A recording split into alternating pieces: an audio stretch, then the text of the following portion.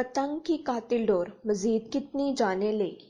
افطار میں کچھ ہی وقت باقی تھا۔ آصف اپنی والدہ کے ساتھ افطاری کرنا چاہتا تھا، اس لیے وہ تیزی سے بائک چلاتا ہوا اپنے گھر جا رہا تھا کہ اچانک اسے اپنے گلے پر کسی چیز کے ٹکرانے اور شدید تکلیف کا احساس ہوا۔ آصف بائک سے گر گیا۔ اپنی تکلیف کو برداشت کرتے ہوئے اس نے اٹھنے کی کوشش کی، لیکن اس کا دماغ معاف ہو رہا تھا اور آنکھوں کے سامنے اندھیرا چھا رہا تھا۔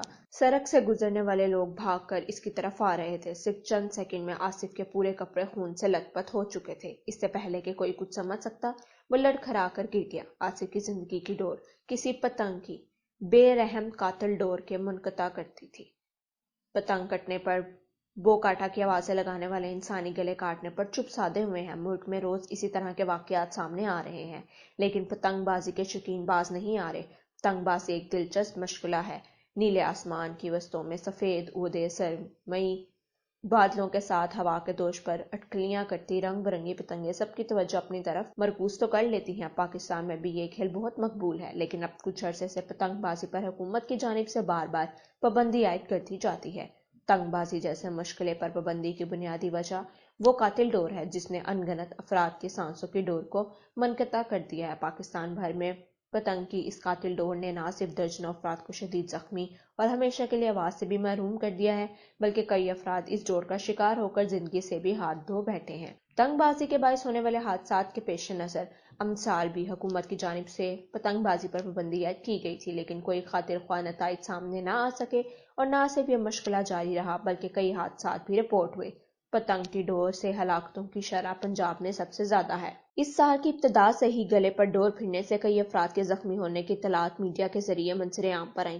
حالانکہ انسداد پتنگ بازی ایکٹ بھی موجود ہے، لیکن پاکستان میں کسی بھی قانون پر اس کی روح کے مطابق عمل درآمد ہوا ہی کب ہے؟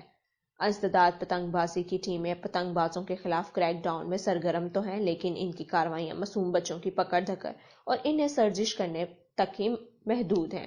پنجاب پولیس کے ترجمان کے مطابق پتنگ بازی پر معاونت کے قانون کی خلاف ورزی کرنے پر صرف ایک ماہ میں 2855 مقدمات درج کیے گئے اور 2991 افراد کو گرفتار کیا گیا۔ فیصل آباد میں ہونے والے اس حالیہ واقعے کے بعد ہی پولیس نے 24 گھنٹوں کے دوران پتنگ بازی میں ملوث 512 افراد کو گرفتار کیا اور 7000 کے قریب پتنگیں، 700 ڈوریں اور چرخیاں وغیرہ بھی برآمد کی۔ پنجاب پولیس کے مطابق گزشتہ ایک ماہ کے دوران مجموعی طور پر 1 لاکھ سے زیادہ پتنگیں ضبط کر کے مقدمات درج کیے گئے ہیں، لیکن اس کے باوجود بھی کوئی مثبت نتائج سامنے نہیں آ سکے۔ کیا وجہ ہے کہ پتنگ بازوں کے ساتھ دھاتی ڈور اور پتنگیں بنانے والوں کے خلاف کریک ڈاؤن نہیں کیا گیا؟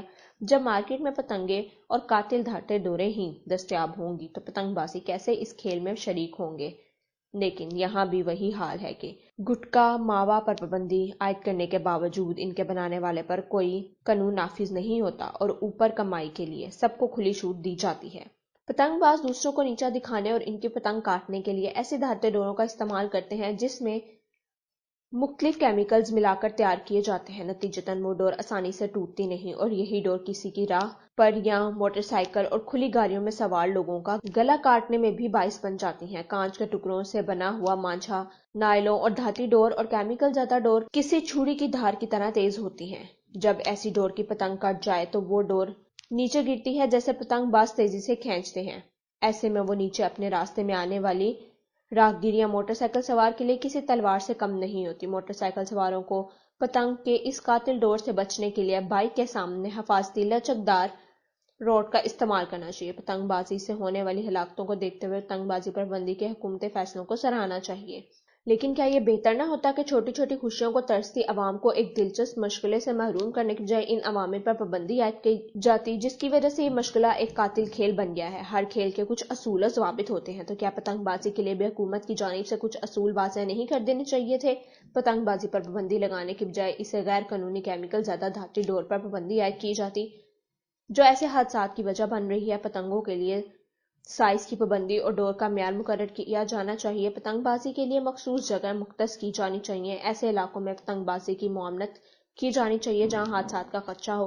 حکومت کے علاوہ یہ عوام کا بھی فرض ہے کہ اس مشغلے کو ایک کھیل ہی رہنے دے، کسی کے لیے مصیبت نہ بنائیں، ایسا عمل نہ کیجیے جس سے کوئی حادثہ رونما ہونے کا خدشہ ہو۔ والدین بھی اپنے بچوں کو سمجھائیں اور ان پر نظر رکھیں، اور سب سے اہم کہ پتنگ باز ایسے ڈور کا استعمال نہ کریں جو حادثات کا باعث بنے۔